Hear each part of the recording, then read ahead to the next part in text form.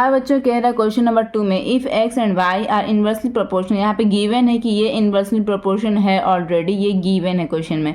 Find the values of x1 x2 y1 y2 in the table given below. यहाँ पे x1 x2 y1 y2 दिया हुआ है ना। हाँ, तो ये इसको हमको वैल्यू फाइंड करना है जितने भी अननोन नंबर है, ठीक है, अल्फ़ाबेटिकल फॉर्म में। तो चलिए इसको हम ये फाइंड करते हैं, ठीक है। क्वेश्चन नंबर 2 ट्राई कीजिए आप लोग। क्वेश्चन नंबर 2 यहाँ पर लिख दिया, डेटा बना लिया, यहाँ पर डेटा यहाँ पर बना लिए, एक्स वाई का बना लिया data, 8 y1 x1 4 16 5 x2 2 80 y2, ठीक है। ये मेरा डेटा बन गया बच्चों, ठीक है। जल्दी जल्दी सॉल्व करते हैं यहाँ पे। तो यहाँ पे फाइंड क्या क्या कनेक्ट कर रहे हो उसका डेटा अलग से बना लेते हैं। ये टेबल मैंने बनाया है, यहाँ पर फाइंड कनेक्ट कर रहा है x1 x2 y1 y2, यही फाइंड करने कह रहे हैं ना। ये सब हमको नहीं पता है, ठीक है। क्वेश्चन मार्क कैसे कहते हैं, नहीं पता हमको। देखिए यहाँ पर कितना केस दिया है, case 1 case 2 case 3 case 4 case 5 दिया हुआ ना। केस 1 में भी अननोन है, केस 2 में भी अननोन है, केस 4 में भी अननोन है, केस 5 में भी अननोन है, लेकिन केस 3 में अननोन नहीं है। तो इस केस का हम हेल्प लेकर आगे का ट्राई करेंगे। तो यहाँ पे क्या है, इन्वर्सली प्रोपोर्शनल लगा, क्या था यहाँ पर रूल्स के एक्स और वाई का मल्टीप्लिकेशन क्या होगा, कांस्टेंट होगा, ठीक। क्या होगा, कांस्टेंट होगा, ठीक, कांस्टेंट हो गया। आप लिख दिए कांस्टेंट होगा, मतलब कि हर सिचुएशन सेम होना चाहिए। तो यहाँ पे क्या है, यहाँ पे एक्स का वैल्यू यहाँ पे क्या है 16 लिख दिया, मल्टीप्लाई का निशान मल्टीप्लाई दे दिया। वाई का वैल्यू यहाँ पे क्या है 5 लिख दिया। 16 5 क्या होता है, 16 5 होता है 80, 65 क्या होता है, 65 होता है 80, ठीक है। तो इट मीन्स हर से केस में इसको मल्टीप्लाई करेंगे तो 80 आएगा, इसको मल्टीप्लाई करेंगे तो 80 आएगा, इसको मल्टीप्लाई करेंगे तो 80 आएगा, इसको मल्टीप्लाई करेंगे तो 80 आएगा। समझ में आया बात। तो यहाँ पे लिख दीजिए ऐसे केस 1, क्या लिखना है यहाँ पे केस 1 में लिखना है 8 × y1 है ना, x y है ना, x की जगह पे 8 लिख दिया, y की जगह पे y1 दिया, वो लिख दिया इजिकल टू किसके बराबर आना चाहिए, 80 के बराबर आना चाहिए, क्योंकि गिवन है कि ये इन्वर्सली प्रोपोर्शनल है। तो इसलिए हर केस में मल्टीप्लिकेशन का आंसर 80 आएगा। तो अब क्या हो गया, अब y1 अननोन है, तो लीनियर इक्वेशन किसने पढ़ा है, जिसने पढ़ा है उसके लिए तो बहुत इजी होगा, जिसने नहीं पढ़ा वो कमेंट सेक्शन में बताएं ताकि मैं अगला वीडियो इस पर बनाऊं। तो यहाँ पर अननोन नंबर, यहाँ पर अननोन नंबर लिख दिया यहाँ पर, ठीक है।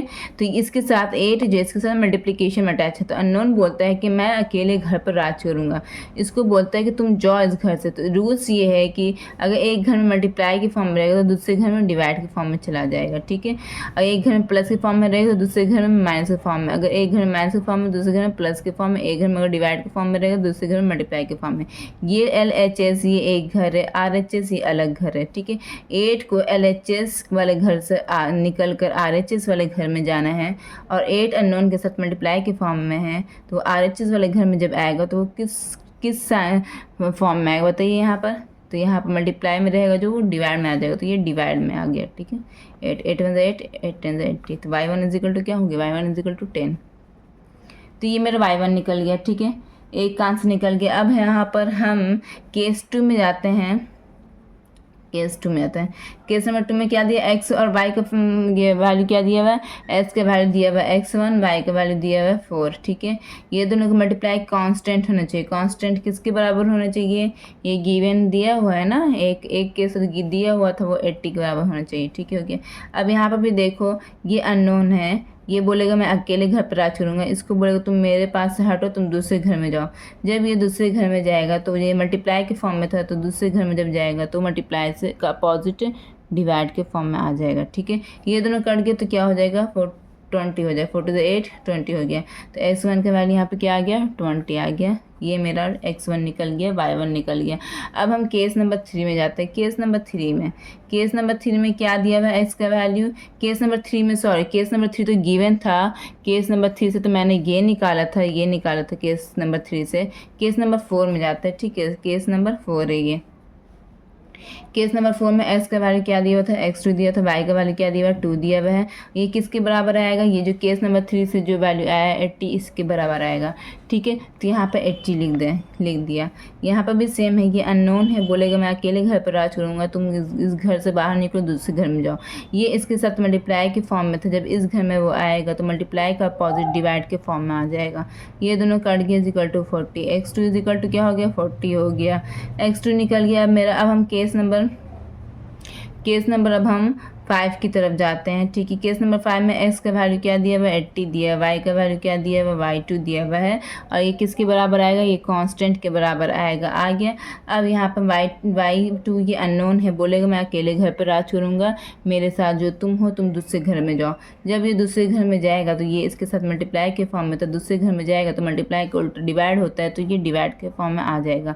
दूसरे घर में जाने से इसका साइन चेंज हो जाता है, अपोजिट साइन। एक दूसरे एक दो कटा, 8 1 8, 8 1 8 कटा। यहाँ पर आंसर क्या आ गया मेरा 1। ठीक है, तो y2 यहाँ पर क्या हो गया, y2 यहाँ पर हो गया 1। ठीक है, सबका वैल्यू निकल गया। x1 मेरा निकला था यहाँ पर 20, y1 यहाँ पर क्या मेरा निकला था, y1 मेरा निकला था 10, और x2 क्या निकला था 20। सबका वैल्यू आ गया ना बच्चों, को आप बुक में चेक कर लीजिएगा। ठीक है, सॉरी बच्चों, यहाँ पे मिस्टेक नहीं ली, मैंने क्या लिख दिया, यहाँ पे x2 का वैल्यू यहाँ पे क्या आया था 40, तो मैंने यहाँ पे 40 लिख दिया, 20 लिख दिया, तो मेरे से मिस्टेक हो गया, तो यहाँ पे 40 होगा। ठीक है, इसका वैल्यू आप लोग अपने बुक में चेक कर लीजिएगा। चलिए अब हम नेक्स्ट क्वेश्चन की तरफ बढ़ते हैं।